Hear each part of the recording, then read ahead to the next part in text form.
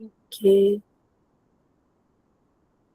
हाँ जी बेटा देखो, हम लोग को we were doing the chapter number 4 structure of atom.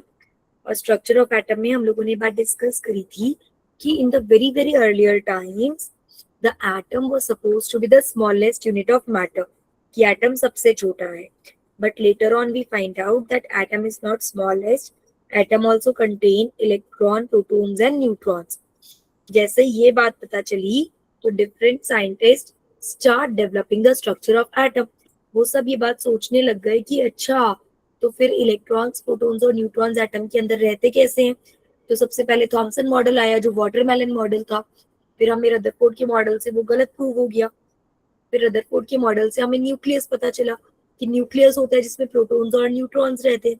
तो न्यूक्लियस की बात में प्रोटॉन्स और न्यूट्रॉन्स तो पता चल गए थे, बट इलेक्ट्रॉन्स की अभी तक भी लड़ाई हो रही थी।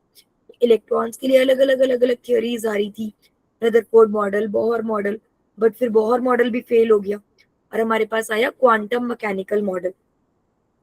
क्वांटम मैकेनिकल मॉडल में हमें पता चला कि जो इलेक्ट्रॉन्स हैं उनकी हम एग्जैक्ट पोजीशन तो नहीं बता सकते, बट 4 क्वांटम नंबर की हेल्प से हम उनका प्रोबेबिलिटी क्लाउड बता सकते हैं कि कहाँ मिलने के सबसे ज्यादा चांसेस है।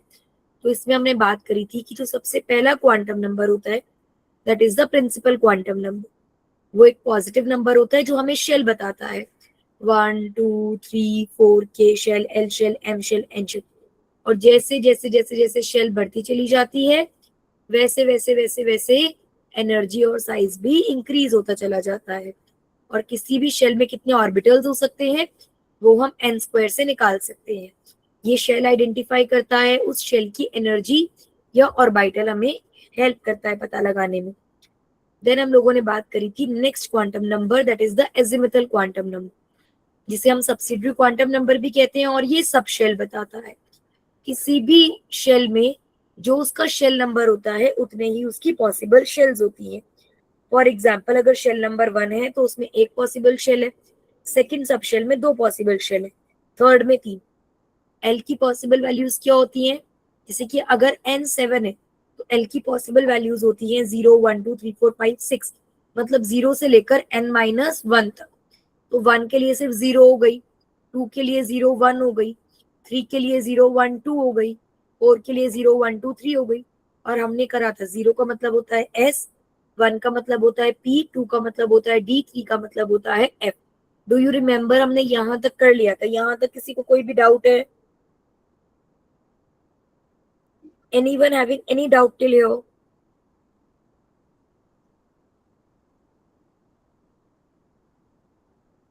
नहीं है? चलो फिर क्वेश्चन करते हैं। Name the orbital, name the subshell. एक सेकेंड रुकना बच्चे।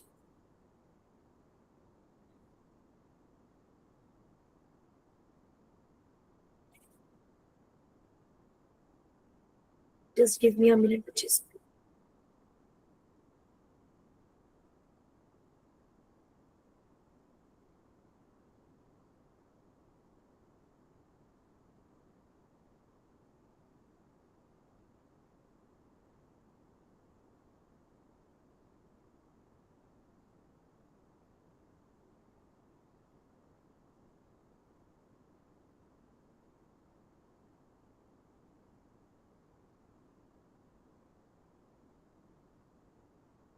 सॉरी बच्चा, हाँ। तो name the subshell with following quantum numbers. अब जिसका नाम लूंगी वो आंसर करेगा, ठीक है?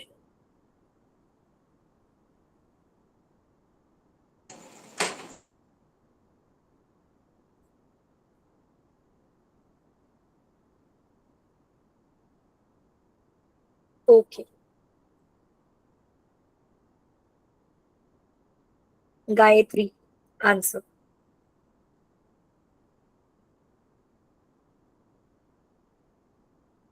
गायत्री, क्या करना है मैम इसका? नहीं मुझे ये कौन सी सबशेल, सबशेल है, सबशेल का नाम क्या होगा? अगर n इज इक्वल्स टू 4 है और l इज इक्वल्स टू 1 है तो ये सबशेल का क्या नाम हुआ? ओके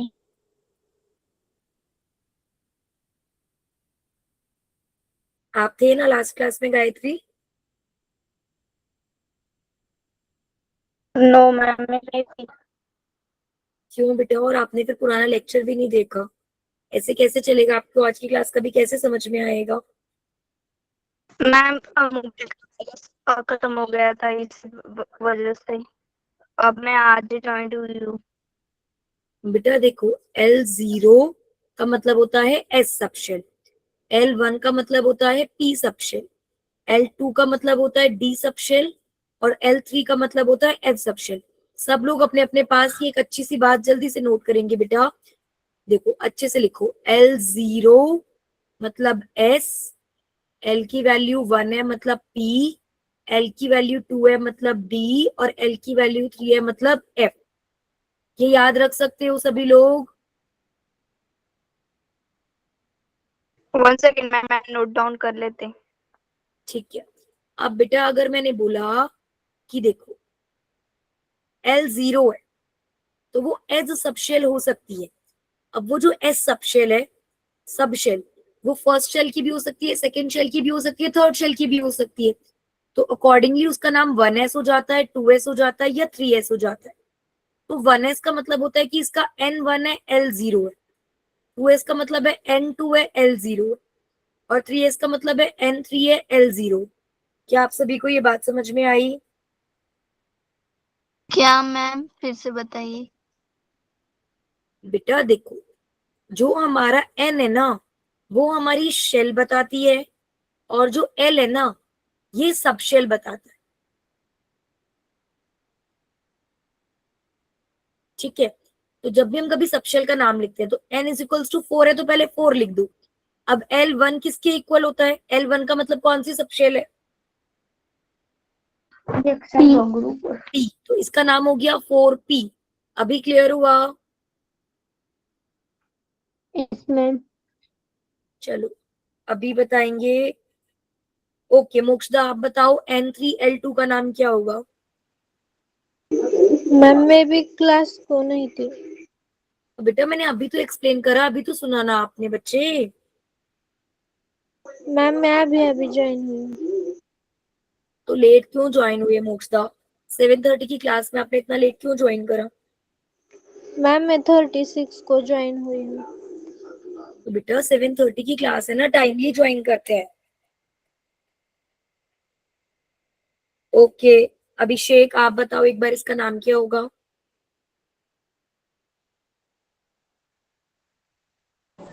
मैम मैं बताऊँ। एक मिनट, इसको ट्राई करने देते हैं।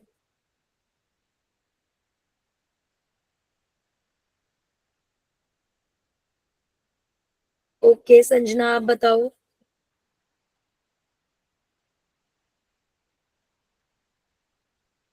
संजना कुमारी। 3D में। Very good, 3D। बेटा देखो, ये नंबर तो ये वाला सेम ही नंबर आना है जो शेल का नंबर है। और एल का नंबर, जैसे अगर L0 है तो S बोल दो, L1 है तो P बोल दो, 2 है तो D बोल दो और 3 है तो F बोल दो।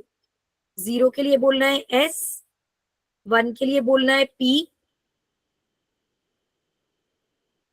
2 के लिए बोलना है D और 3 के लिए बोलना है F। क्लियर? Yes ma'am. अभी यस पक्का मैम। बता दोगे? चलो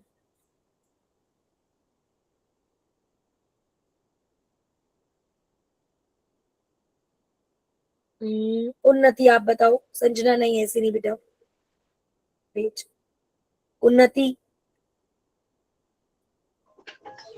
मैम बताओ। Ma'am yes. लेट, टू बताओ बेटा इस सबसेल का नाम क्या होगा? 2s। Very good. अभी क्लियर हुआ सभी को? Yes ma'am. Yes ma'am. चलो अब मैं सबशेल लिख रही हूँ आपको, उसका मुझे N और L वैल्यू बतानी है। ठीक है, ये मैंने यहाँ से इरेज कर दिया। Now I am writing a subshell and you have to tell me its N and L value.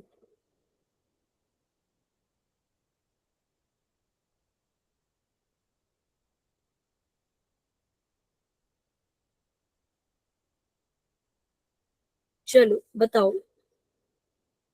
3P, ये n क्या होगा? What N3 is the value of n here? Ma'am, 3 and L. 1. 1. Very good. अच्छा एक बात बताओ, ऐसा हो सकता है क्या कि N2 हो और L3 हो?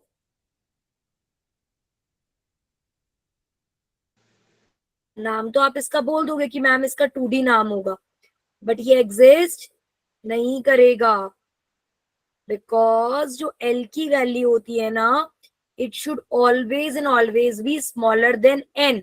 L कभी भी N के इक्वल या N के बराबर नहीं हो सकता. The value of L is always smaller than n. L cannot be equals to or more than n. ये बात क्लियर हुई?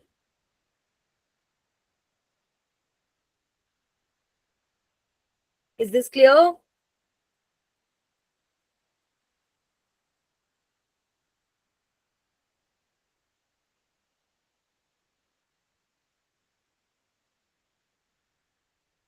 डन है बच्चे, आगे चलें.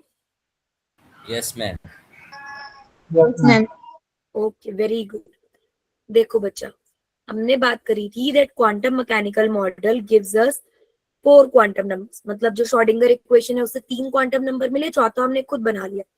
तो हमने फर्स्ट क्वांटम नंबर की बात करी, प्रिंसिपल क्वांटम नंबर जो हमें शेल बताता है. Second quantum number azimuthal quantum number जो हमें सबशेल बताता है. अब है हमारा third quantum number.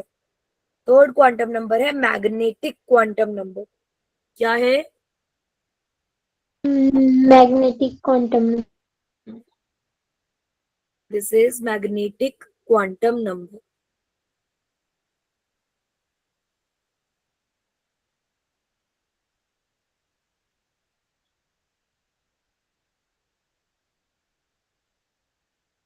Magnetic orbital.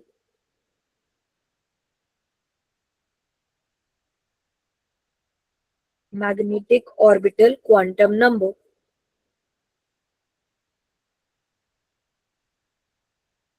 लिख लिया सबने?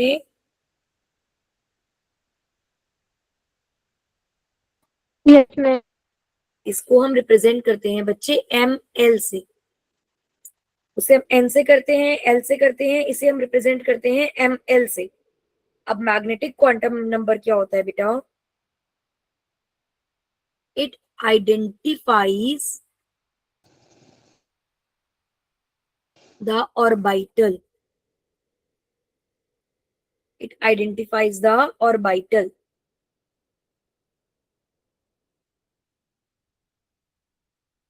Gives the information about the spatial orientation.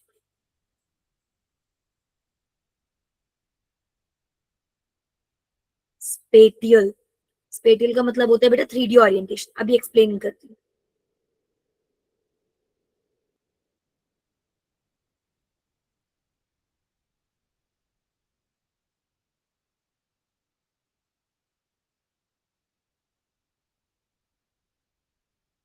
बेटा ये क्लियर हुआ? अभी समझो. जैसे हमारे एटम में काफी सारी क्या होती हैं? शेल्स होती हैं. हर एक शेल के अंदर सब शेल होती है, और हर एक सब शेल के अंदर क्या होता है? ऑर्बिटल होता है. और जो इलेक्ट्रॉन्स होते हैं ना, वो इस ऑर्बिटल्स में रह रहे होते हैं. किसमें रह रहे होते हैं? ऑर्बिटल में. तो हमें शेल कौन बता रहा था? एन बता रहा था. सब शेल कौन बता रहा था? एल बता रहा था. ऑर्बिटल कौन बताता है? एम एल बताता है. क्या ये बात क्लियर हुई? Yes, ma'am. चलो देखो बेटा, for a given value of L,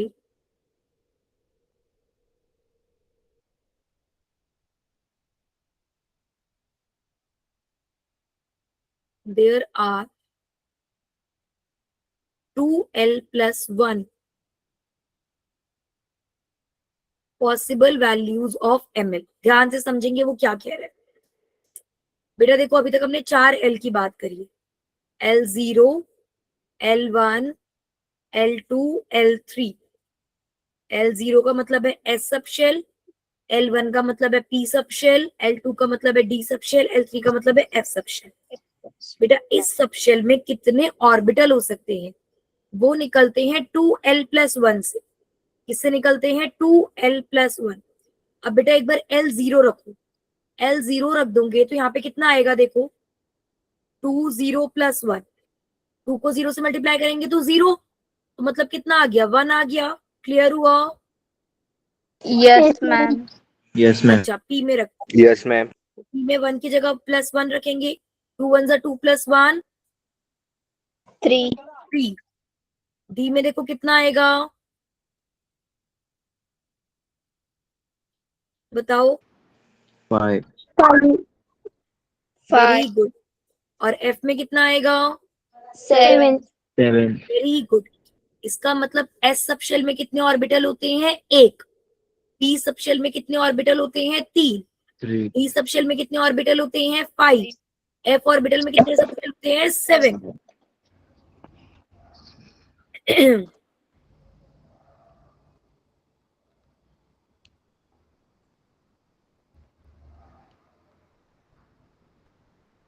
लिख लो, S सब shell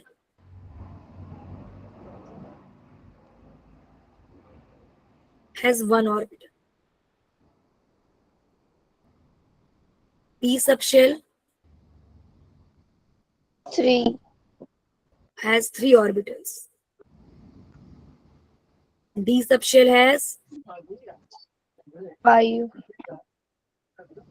5 orbitals. And F subshell has 7 7 orbitals. क्या ये बात क्लियर हुई? Yes ma'am. चलो अब बेटा इन ऑर्बिटल्स की बात करते हैं। देख, every orbital has a unique ml number. Every orbital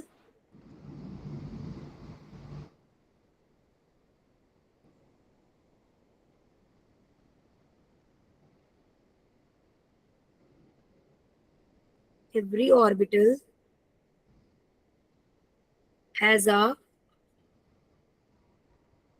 unique ml value. Clear हुआ?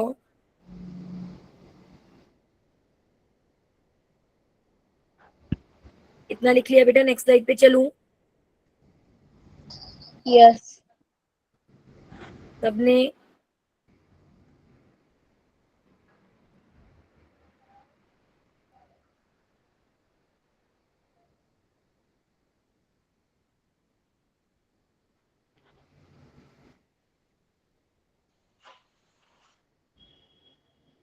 देखो बच्चे, जो ऑर्बिटल है ना, मैं उसे अभी आपको समझाने के लिए एक बॉक्स की तरह बनाती हूँ, ठीक है?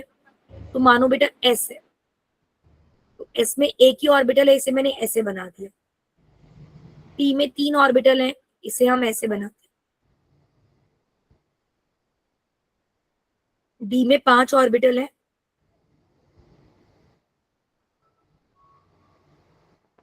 इसे हम ऐसे बनाते हैं। F में 7 ऑर्बिटल्स हैं,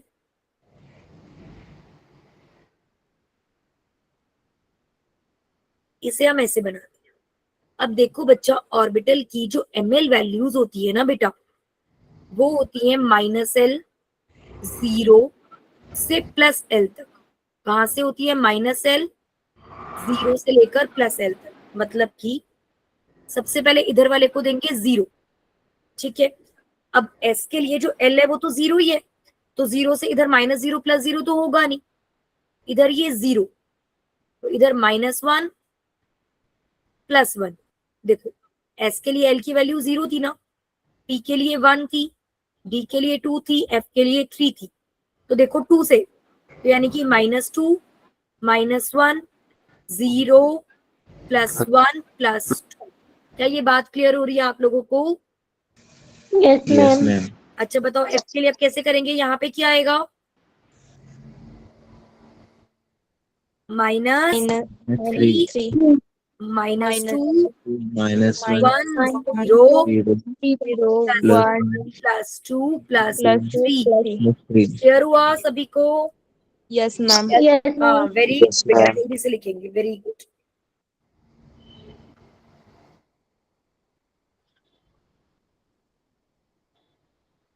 मैम जो बॉक्स होते हैं वो फिक्स होते हैं क्या? हाँ बेटा ये बॉक्स फिक्स होते हैं। ये जो बॉक्स है ना ये एक्चुअल ऑर्बिटल नहीं है। एक्चुअल ऑर्बिटल की शेप अलग होती है, वो मैं आपको दिखाऊंगी, लेकिन हर बार शेप ड्रॉ करना तो बड़ा मुश्किल है, इसलिए हम ऐसे ऑर्बिटल को दिखाने के लिए बॉक्स ड्रॉ कर देते हैं। ठीक है, ओके मैम। वरना जब हम अभी शेप्स की बात करेंगे तो मैं आपको दिखाऊंगी। तो एस होता है ना, वो ऐसे स्फेरिकल शेप का होता है। जो पी होता है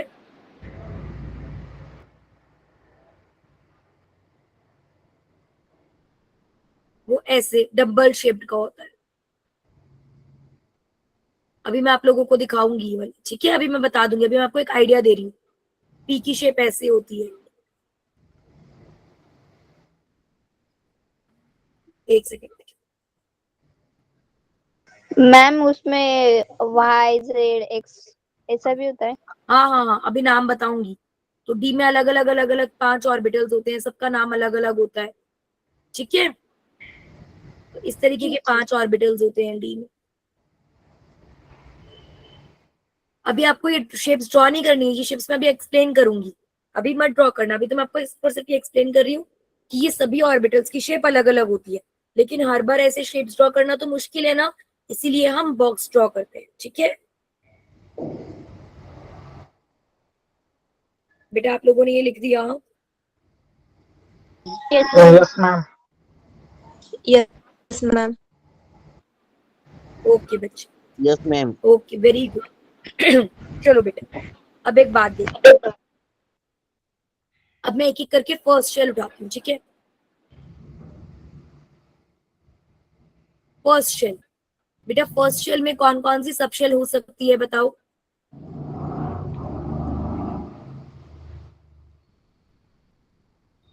शेल नंबर 1 है, इसका मतलब इसका एन 1 हो सकता है, तो इसका एल क्या हो सकता है? 0. 0। और तो कुछ पॉसिबिलिटी नहीं है, क्योंकि एल ना तो 1 के इक्वल हो सकता ना 1 से बड़ा हो सकता। तो बेटा 1 0, यानी कि कौन सी सब शेल हुई है? Yes. 1s हुई ना? Yes, ma'am. बेटा सबको क्लियर है? Yes, ma'am. अच्छा, और इसके पास ऑर्बिटल कौन सा हुआ? एस के पास कितने ऑर्बिटल होते हैं? एक। तो मतलब इसके पास एक ही ऑर्बिटल है 1s। क्लियर हुआ? Yes, ma'am. चलो Yes. अब चलते हैं शेल नंबर 2 के पास। ठीक है, इसका n इज इक्वल्स टू 2 है, तो इसकी l की वैल्यूज क्या हो सकती हैं?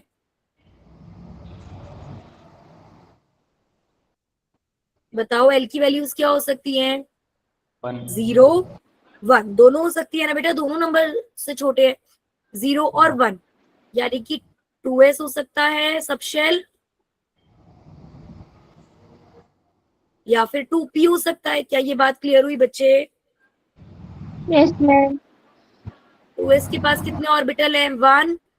2p के पास कितने ऑर्बिटल हैं? 3। तो टोटल सेकंड शेल में कितने ऑर्बिटल आए? 4। क्लियर हुआ? Yes, ma'am. Yes. Yes, ma'am. अच्छा चलो, अब शेल 3 के लिए बताओ। n इज इक्वल्स टू 3 है, l की पॉसिबल वैल्यूज क्या हो जाएंगी? 0 1 1 1 2. 2, यानी कि सब शेल कौन कौन सी पॉसिबल है? Yes, PD. 3s, tp, 3d। 3s में कितने ऑर्बिटल? 1 1। 3p में कितने ऑर्बिटल? 3 3। 3d में कितने ऑर्बिटल? 5 5। टोटल कितने हुए? 9. 9। अब ये देखो, हम लोगों ने जब प्रिंसिपल क्वांटम नंबर की बात करी थी स्टार्टिंग में, तब हमने कहा था ना कितने ऑर्बिटल्स होते हैं। देखो फर्स्ट शेल में 1 ही आ रहा है, सेकंड शेल में 4, थर्ड शेल में 9। क्लियर हुआ बच्चा? ये नंबर अब समझ में आ रहा है, ये नंबर कहाँ से आया? Yes, ma'am. देखो n² आ रहा है। क्लियर हो गया बच्चे?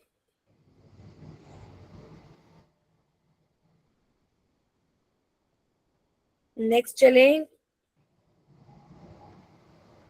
Yes, ma'am.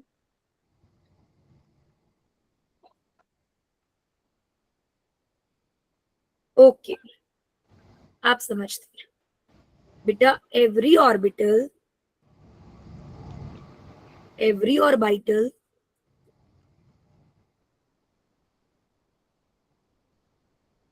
can accommodate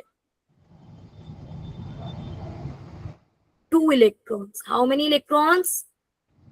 2 electrons.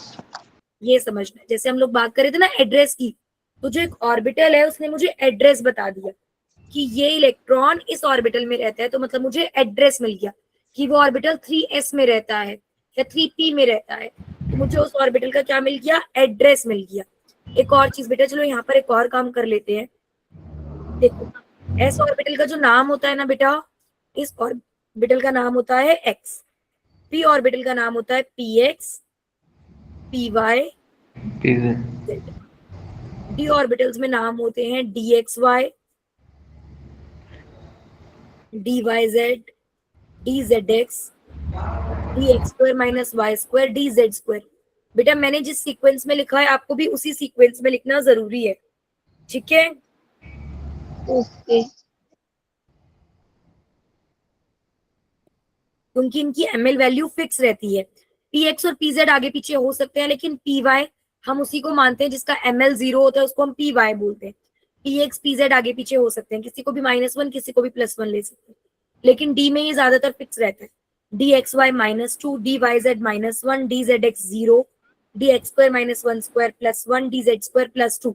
तो ये ऑर्बिटल का एकदम एग्जैक्ट एड्रेस हो गया कि मैं बता सकती हूँ कि मेरा ऑर्बिटल 4dxy में है। 4dxy का मतलब हो गया shell number 4, subshell number d और ऑर्बिटल नंबर dxy। क्लियर हुआ? अब बच्चा जरूरी तो नहीं होता ना कि एक एड्रेस पर एक ही इंसान रहे। जैसे हमारे घर के एड्रेस पे तो बहुत सारे लोगों का सेम एड्रेस हो सकता है ना। क्या ये जरूरी है कि हम सबका एड्रेस अलग अलग हो? ऐसा भी तो हो सकता है ना, सेम एड्रेस पे ज्यादा लोग रहते हो सकता है। हो सकता है। तो बेटा यहाँ पे एक ऑर्बिटल में ज्यादा से ज्यादा कितने इलेक्ट्रॉन्स रह सकते हैं? 2 इलेक्ट्रॉन्स। क्या ये बात क्लियर हुई? Yes. अब बच्चा समझो बहुत ध्यान से। आपको पता है कि जो हमारी अर्थ होती है, जैसे मानो ये सन है, एक सेकंड,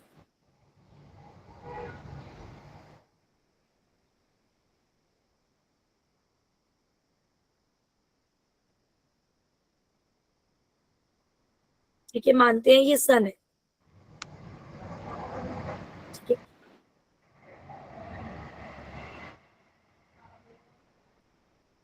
ये क्या सन अपनी जगह से हिलता है कि एक ही जगह खड़ा रहता है? एक ही जगह खड़ा रहता है। फिक्स्ड, सन इज और फिक्स्ड। अच्छा, अब बेटा ये जो मेरी अर्थ है, सन के कंपैरिजन में तो बहुत ही छोटी सी बना दी मैंने अर्थ। बेटा क्या अर्थ सन के सब तरफ घूमती है? yes. Earth revolves around the sun, but at the same time बेटा अर्थ अपनी एक्सिस पे भी घूम रही होती है। मतलब आप Yes. ये समझो कि अर्थ चक्कर लगा रही है पर साथ साथ खुद भी घूम रही है। मतलब मैंने बीच में एक बच्चे को खड़ा कर दिया और जो दूसरा बच्चा है ना, वो अपनी जगह पर भी घूम रहा है और घूमते घूमते घूमते घूमते इस बच्चे का भी चक्कर लगा रहा है। क्या ये बात क्लियर हुई? Yes, ma'am. बाकी सब भी बोलो। Yes, Yes. ma'am. Ma'am. बेटा जब अर्थ सन के अराउंड चक्कर लगाता है that is called revolution,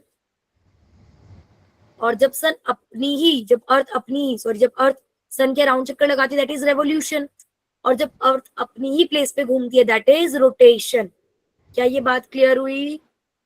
Yes, ma'am. अब अचानक केमिस्ट्री पढ़ते पढ़ते मैंने एसएसटी पढ़ानी क्यों स्टार्ट कर दी? बिकॉज जो इलेक्ट्रॉन्स होते हैं ना बच्चा, they also do the same. ये अगर मेरा न्यूक्लियस है,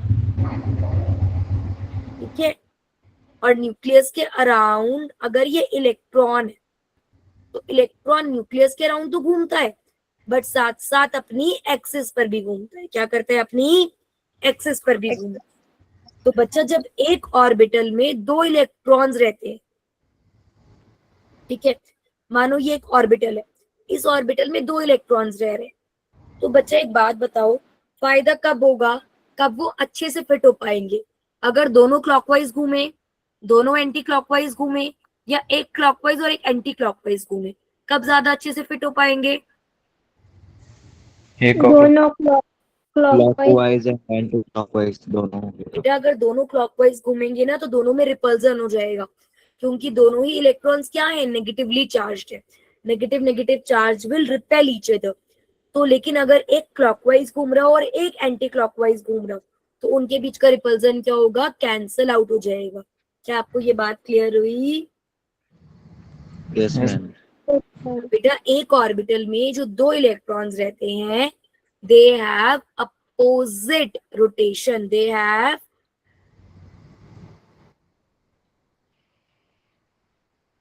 अपोजिट रोटेशन। और इसी चीज पर बेस्ड है मेरा फोर्थ और last quantum number, that is electron spin quantum number. Fourth quantum number is the electron Spin quantum. Electron spin quantum number. इसे हम रिप्रेजेंट करते हैं ms से।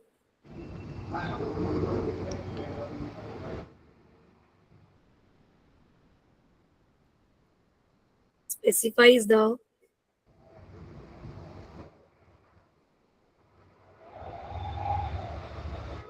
spin state of an electron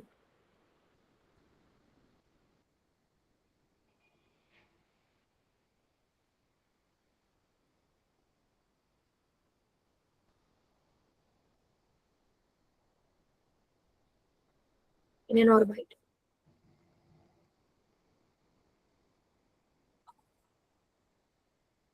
बेटा जो इलेक्ट्रॉन्स हैं, spins on their own axis,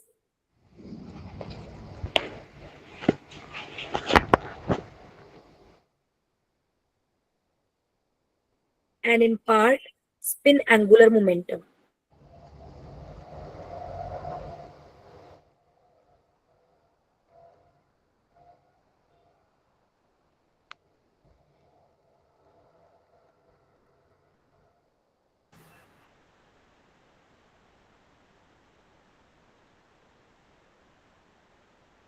तो मतलब क्या होता है बेटा? Two possible veg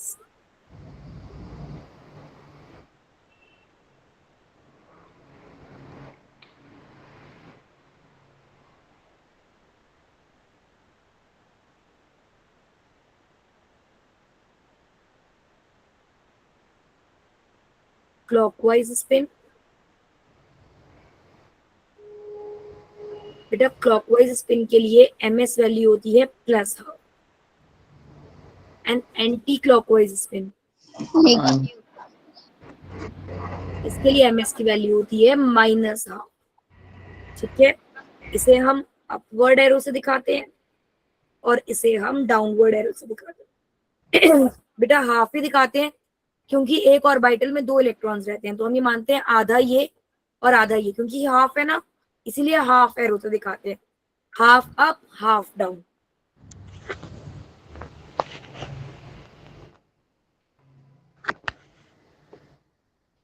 clear? Yes ma'am.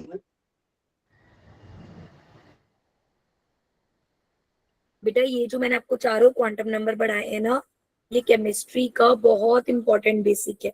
अगर हमें ये चीज समझ में नहीं आती है, तब हम कुछ भी नहीं कर पाएंगे। तो इसीलिए चारों क्वांटम नंबर समझना very very very very important.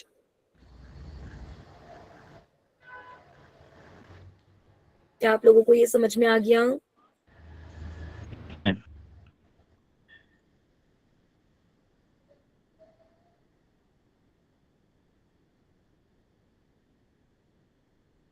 Clear है?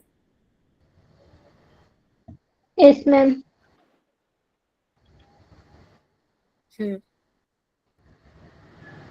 ओके बच्चा, नेक्स्ट हेडिंग डालेंगे size shape of atomic orbitals.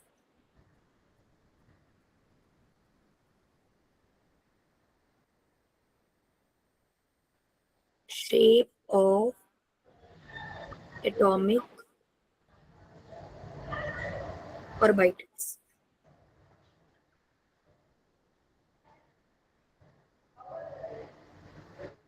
और आप सब अपने नोट्स में ये वाली शेप्स ड्रॉ करोगे जो मैं आप लोगों को दिखा रही हूँ। ये देखो,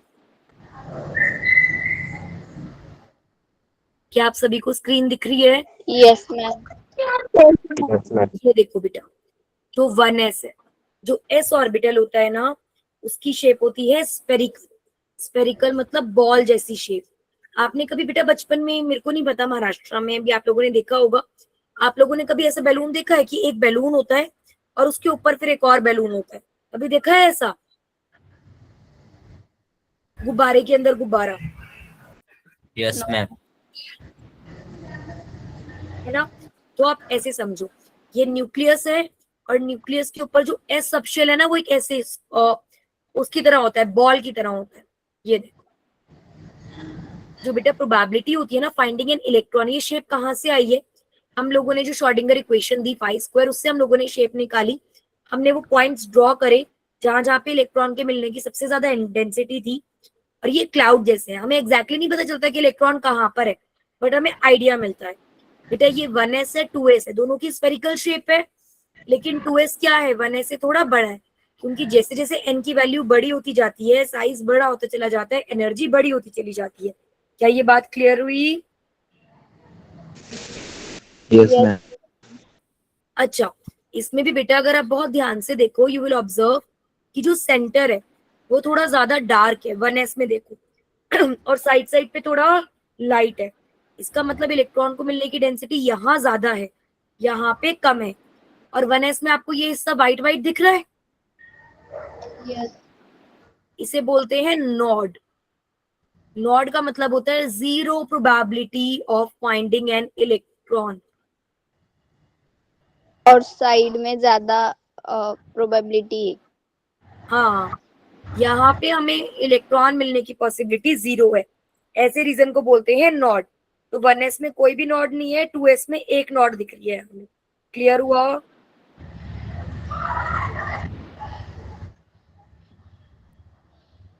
यस। तो बेटा ये s की शेप होती है ऐसे, स्फेरिकल शेप। चलो आगे चलते हैं।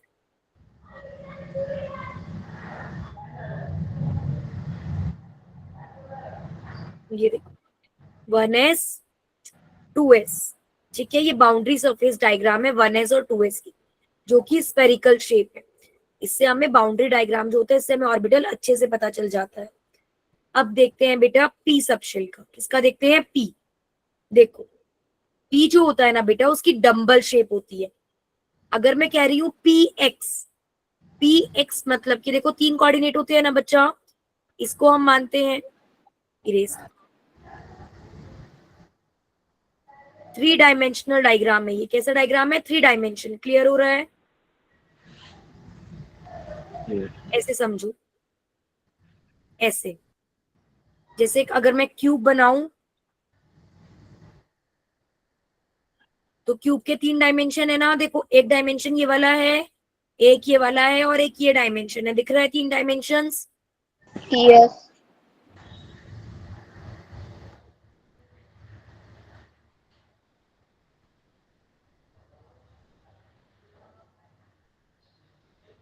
ये 3 डायमेंशंस है। तो बेटा ये 3 डायमेंशंस होते हैं, इनको हमने अगर आगे आगे खींच दिया तो ये ऐसे बन जाते हैं 3 डायमेंशंस।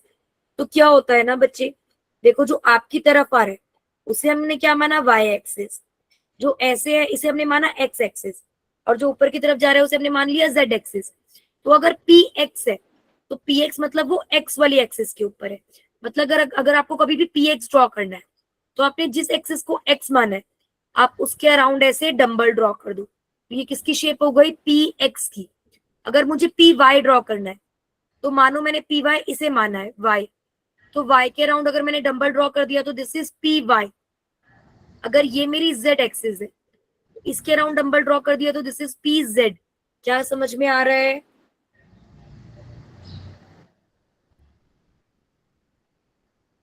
ये अलोंग द एक्सिस होती है।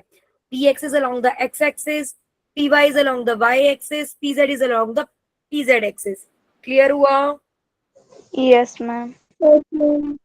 सभी को? तो अगर एग्जाम में आ जाता है draw the orbital of, draw the p x orbital, तो ड्रॉ कर सकते हो p x orbital. Yes ma'am. Good. उसके बाद बात करते हैं बेटा डी ऑर्बिटल। देखो डी में बच्चे हमारे पास 5 तरीके के ऑर्बिटल है। डी एक्स वाई मतलब जो एक्स और वाई के बीच में है। डी में और उसमें क्या डिफरेंस है बच्चे, यहां समझते हैं। देखो एक सेकेंड,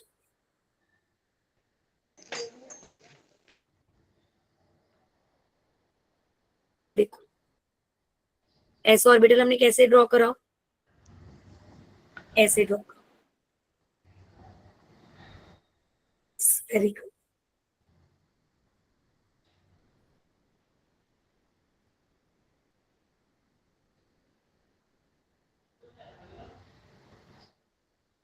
ठीक है,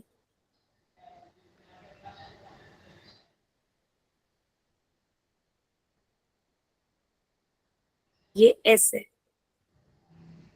ठीक है, जब हमें पी ड्रॉ करना था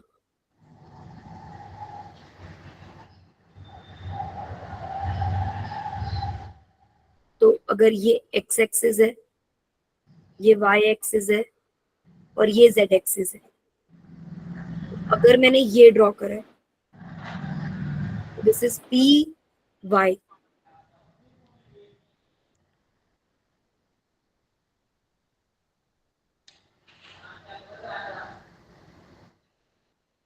अगर मैंने ये ड्रॉ करा है then this is p x.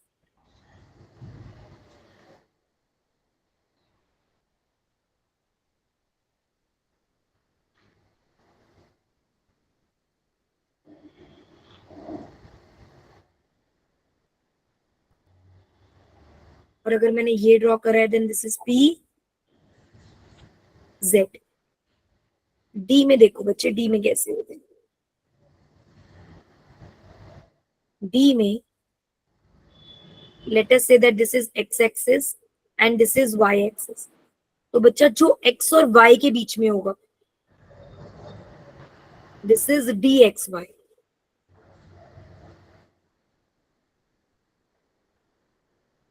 जो y और z के बीच में होगा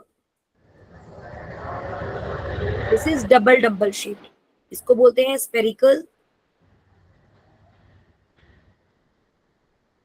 इसको बोलते हैं डम्बल, इसको बोलते हैं डबल डम्बल। तो डबल डम्बल दिख रहा है ना, पी के कंपैरिजन में डबल डम्बल है ये, समझ पा रहे हो? यस। तो this is d y Z.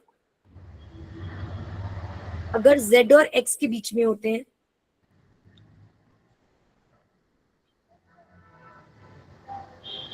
then this is dzx। बेटा ये इन बिटवीन द एक्सिस है। 3 इन बिटवीन द एक्सिस होते हैं, 2 अलोंग द एक्सिस होते हैं। अगर x y along the axis है, एक्सिस के ऊपर है, इसका नाम होता है d x square minus y square. और ये होता है बेटा d z square. D z square में क्या होता है, ये जेड एक्सिस है, ये जेड एक्सिस के अराउंड होता है और बीच में ऐसी रिंग होती है।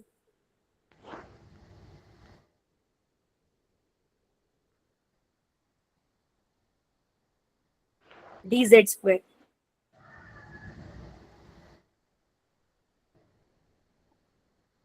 एग्जाम में इनमें से किसी का भी डायग्राम ड्रॉ करने के लिए आ सकता है।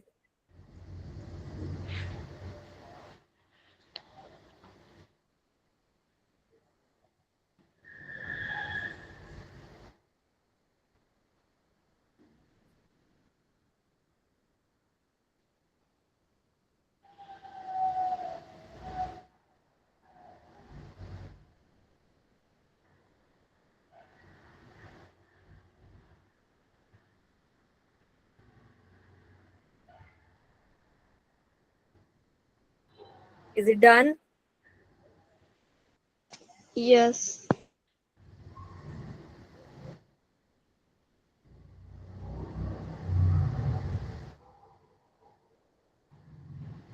बेटा सभी को समझ में आ गया? Yes. Yes, ma'am. Very good. अब मैं आप लोगों को बुक में कुछ क्वेश्चंस मार्क कराती हूँ जो भी हमने आज पढ़ा है उससे related, and each one of you must must must try those questions. बिल्कुल नॉन नेगोशिएबल है बेटा. केमिस्ट्री के ये वाले टॉपिक पे आपको बहुत ज्यादा अच्छे से अपनी कमांड फिट करनी है कि इस टॉपिक को आपको बहुत अच्छे से आता है.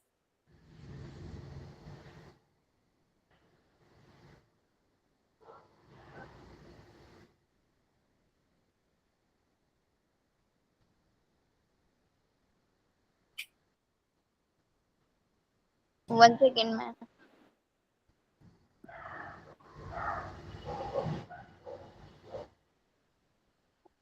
बताओ. P orbitals are dash in shape. C का आंसर बताओ. कैसी शेप होती है पी ऑर्बिटल्स की? Spherical, dumbbell, double dumbbell, diagonal? Dumbbell. Dumbbell. बेटा एफ ऑर्बिटल्स की शेप हम नहीं करेंगे, वो सिलेबस में नहीं है. एसपीटी की करनी थी, वो हमने कर ली है. The value of Planck's constant is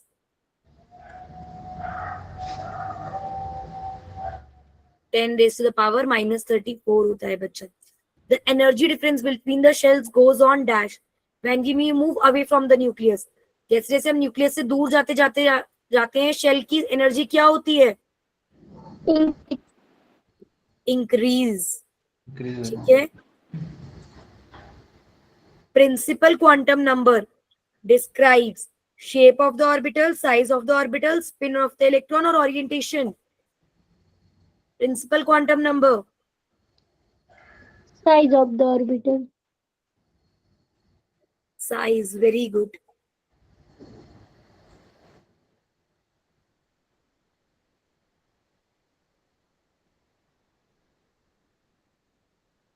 बेटा अब आप लोग ये वाला क्वेश्चन करोगे. ऑर्बिटल बताना है और notation. Draw the shape of 2s and 2p orbital. If n is equals to 3, what are the quantum number L and M?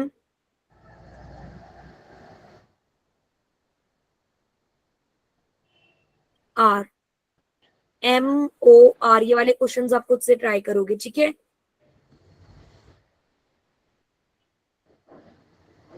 Is this clear? Yes, ma'am.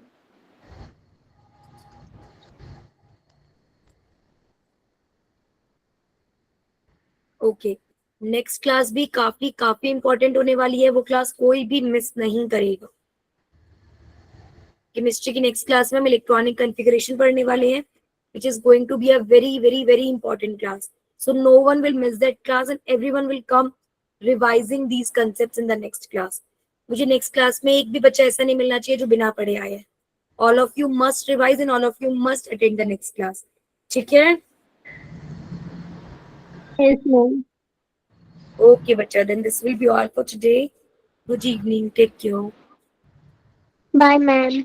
Bye बच्चे. Take care.